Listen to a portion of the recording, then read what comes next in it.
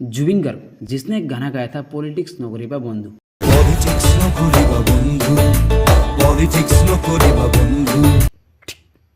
Don't play politics my friend, ये song Assam में anti CAA protest का एंथम सॉन्ग बन गया था। इसके अलावा उसने सीएए के खिलाफ एक रिलीज भी निकाली लोगों का डिवीजन रोकने के लिए और प्रोटेस्टर का आवाज एम्पलीफाई करने के लिए एक वेबसाइट का भी शुरुआत करी जिसमें असम अगेंस्ट इन.com। प्रोटेस्ट करते वक्त जुबिन ने साफ कहा प्रोटेस्टर से कोई हिंसा नहीं करना चाहिए। प्रोटेस्टर के खिलाफ वायोलेंस सरकार से भिड़ भी गई और कहा कि सरकार को असम के लोगों का दर्द महसूस करना चाहिए। साल 2026 तक भी आपको दिखेगा कि जुबिन सीएए का खिलाफ विरोध कर रहा है और उन्होंने कहा जब तक ये कानून वापस नहीं लिया जाएगा तब तक वो इसका विरोध करते रहेगा। लेकिन बात सिर्फ सीएए का नहीं दोस्तों, जुबिन इन इवेंट को लेकर भी बहुत एक्टिव थे। 2024 में जब बीजेपी सरकार एक फ्लाईओवर बनाने के लिए गुवाहाटी पेड़ कटने के लिए आई थी तब हजारों लोगों के साथ जुबिन भी शामिल थे। उन्होंने कहा कि डेवलपमेंट के लिए पेड़ को सेक्रीफाइस करना अनएक्सेप्टेबल है, चाहे वो किसी भी पार्टी का सरकार क्यों ना हो। पीएम नरेंद्र मोदी और chief minister doctor Himanta Biswa Sharma को इसका परिणाम भुगतना होगा। वार्निंग देते हुए जुबिन ने कहा कि अगर सरकार पेड़ काटे तो उन्हें भी काट सकता हो। इस प्रोटेस्ट के कारण बीजेपी सरकार को पेड़ कटने का अपना प्लान रोकना पड़ा। इन सब से ये पता चलना चाहिए कि अगर कोई सेलिब्रिटी किसी का खिलाफ आवाज उठाता है तो उससे कितना फर्क पड़ता है। लेकिन अनफॉर्चुनेटली हमारा देश में ज्यादातर